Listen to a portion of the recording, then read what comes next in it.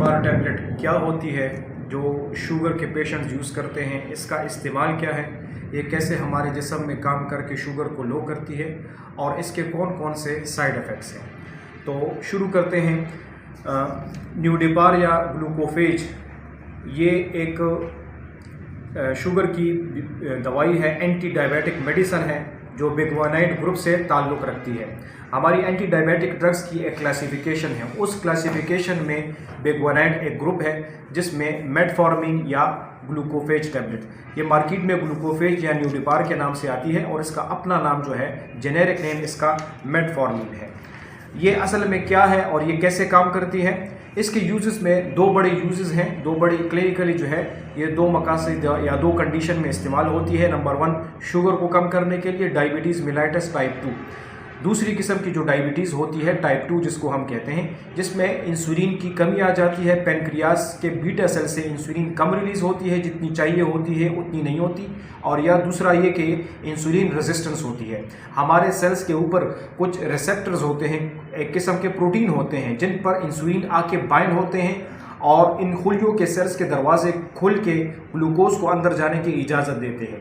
Insulin basically हमारे जिस्म में एक चाबी की तरह काम करती है कि ये सेल के ऊपर जो ताले लगे होते हैं उनको खोल के ये ग्लूकोज को अंदर जाने का रास्ता देते हैं, जिसकी वजह से ग्लूकोज अंदर जाके माइटोकॉन्ड्रिया में रिस्पायरेशन का अमल करते हैं और हमें एनर्जी देते हैं। तो बेसिकली शुगर में क्या होता है, डायबिटीज़ मेलाइटस में, कि हमारे जिस्म में या तो पेनक्रियास के बीटा सेल्स में इंसुलिन की जो पैदावार है, प्रोडक्शन, वो मुतासर होती है या बिल्कुल ही पैदा नहीं होती, जो टाइप 1 शुगर कहलाती है, जो ज़िंदगी के पहले 10 से 20 साल की उम्र में होते हैं, जिसमें सिर्फ़ और सिर्फ इंसुलिन आपका इलाज होता है, ट्रीटमेंट होती है, उसके बगैर कोई भी दवाई या टैबलेट्स वगैरह से आपका ट्रीटमेंट नहीं हो पाता। तो उसमें वाहिद जो इलाज है या जो आपका ट्रीटमेंट ऑप्शन है वो आपने बाहर से इंसुलिन इंजेक्शन की शक्ल में लगाना होता है, दूसरा कोई ऑप्शन नहीं होता। जबकि दूसरी किस्म की जो टाइप 2 शुगर होती है उसमें आपकी जो शुगर की बीमारी है वो 35 से 40 साल के बाद लगती है और इसमें यह होता है कि आपके पेनक्रियास की बीटा सेल से इंसुलिन या तो कम रिलीज़ होती है, जितनी चाहिए होती है उससे उस ज़रूरत से कम रिलीज़ होती है, और या जो है आपकी इंसुलिन जो है वो सही पैदा हो रही है लेकिन आपके खुलियों के ऊपर जो इंसुलिन के रिसेप्टर्स हैं वो उसको उस तरह से रिस्पांस नहीं दे पाते। इस कंडीशन को हम इंसुलिन रेजिस्टेंस कहते हैं या इंसुलिन इनसेंसिटिविटी कहते हैं। इसी मकसद के लिए मेटफॉर्मिन टैबलेट यूज़ होती है कि आपके इंसुलिन की सेंसिटिविटी, उसकी हसासियत को ये बढ़ा दे और इंसुलिन बाइंड होके आपका ग्लूकोज जो है आपके सेल में दाखिल होकर आपको तवानाई दे सके। तो नंबर 1 जो इसका यूज़ है क्लिनिकली वो डायबिटीज़ मेलाइटस टाइप 2 यानी शुगर की जो दूसरी किस्म है, दूसरी टाइप है, उसमें यूज़ होती है। और दूसरा जो है वो है PCOS, पॉलीसिस्टिक ओवरी सिंड्रोम। ये ख़वातीन में एक किस्म की बीमारी होती है जिसमें बच्चादानी में रसोलियाँ बन जाती है, तो उनकी ट्रीटमेंट के लिए भी हम मेटफॉर्मिन क्लिनिकली हम देते हैं, क्योंकि ऐसी औरतों में एंड्रोजन हार्मोन बढ़ने लगता है और जिसकी वजह से उनके PCOS का मसला शुरू हो जाता है। तो उनमें भी चूँकि इंसुलिन रेजिस्टेंस होती है, उस इंसुलिन रेजिस्टेंस को कम करने के लिए हम मेटफॉर्मिन देते हैं। अच्छा, अब हाई ब्लड शुगर में क्या होता है, आपकी शुगर की जो सबसे बड़ी अलामत है वो है हाई ब्लड शुगर, खून में शक्कर की मिकदार का बढ़ जाना। अब इंसुलिन क्या है, ये एक किस्म का हार्मोन है जो खून में रिलीज होता है, पेनक्रियास के बीटा सेल से रिलीज होता है और ये इंसुलिन जाकर आपके ग्लूकोज को आपकी खुलियों में इस्तेमाल करवाता है। उससे जो एक्स्ट्रा जो शुगर या ग्लूकोज बचती है उसको आपके लिवर में ग्लाइकोजन की शक्ल में कन्वर्ट कर लेता है और बाकी मादा जो शुगर बचता है उसको आपके मसल्स में, ठीक है, और आपके फैट्स में कन्वर्ट कर लेता है। मसल्स में ये स्टोरेज शक्ल में होता है, ग्लाइकोजन की शक्ल में। अच्छा, अब आ जाते हैं कि इसका मैकेनिज्म क्या है, ये किस तरीके से शुगर में काम करता है। ये आपकी इंसुलिन की सेंसिटिविटी को बढ़ाता है, यानी उसकी हसासियत को बढ़ाता है और इंसुलिन रेजिस्टेंस को कम करता है। दूसरा ये कि ये आपके जिगर में एक किस्म का जो प्रोसेस होता है उसको हम कहते हैं ग्लूकोनियोजेनेसिस।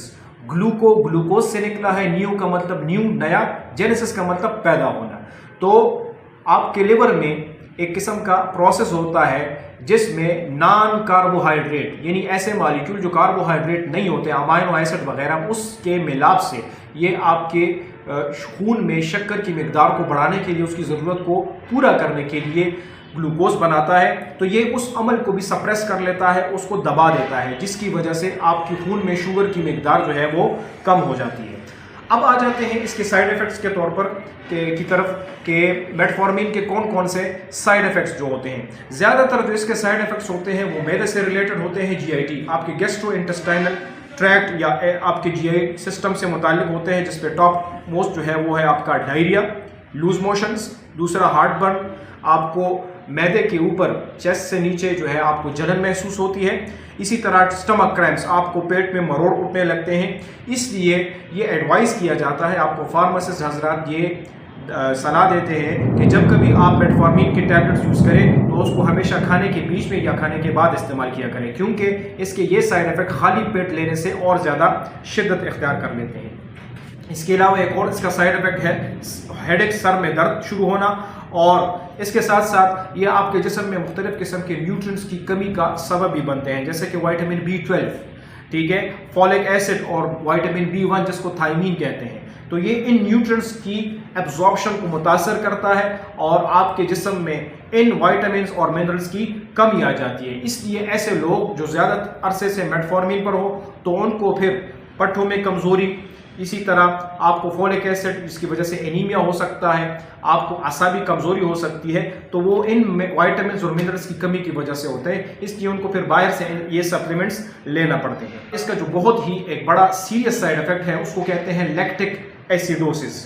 लैक्टिक एसिडोसिस ये एक ब्लैक बॉक्स वार्निंग है, इसका बहुत बड़ा एक साइड इफ़ेक्ट है जो आमतौर पर नहीं होता, बहुत रेयरली होता है। उसमें ये होता है कि आपके जिस्म में खून में pH जो होता है वो बहुत कम हो जाता है, जिसकी वजह से एसिडिटी बहुत ज़्यादा बढ़ जाती है, और उसकी अलामात में फैटीग, थकावट का होना, मसल पेन, पट्ठों में दर्द और खिंचाव, वीकनेस, कमज़ोरी का होना, इसी तरह वोमिटिंग, कै करना, डिफ़िकल्टी इन ब्रीथिंग, आपको सांस लेने में दुश्वारी, और यहाँ तक कि आपकी डेथ भी वाक़या हो सकती है बहुत वर्स कंडीशंस में, ठीक है। अब इनके कंट्रा इंडिकेशंस की तरफ आते हैं, किन किन हालतों में मेटफॉर्मिन ग्लूकोफेज दवा लेना ममनू है, कौन कौन लोग इनको नहीं ले सकते। तो उनमें नंबर 1 लिवर डिजीज़, जिन लोगों को जिगर की कोई बीमारी लाक हो वो लोग इसको नहीं ले सकते, और दूसरा किडनी डिजीज़। इसलिए ये तजवीज़ किया जाता है कि जिन लोगों को गुर्दों की बीमारी हो, ख़ास तौर पर उनका क्रिएटिनिन टेस्ट किया जाता है, यह किस्म का प्रोटीन होता है, ठीक है। जब ये आपके खून में रुकने लगे, आपके जिस्म में इसका लेवल 1.5 से बढ़ने लगे,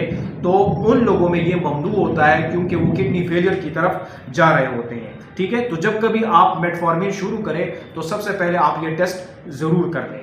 अच्छा, ये किन लोगों को तजवीज़ किया जाता है? ये टाइप 2 शुगर में तजवीज़ किया जाता है, और PCOS जैसा कि मैं बता चुका हूँ, लेकिन ये टाइप 2 शुगर के सबसे पहले 5 साल में तजवीज़ किया जाता है।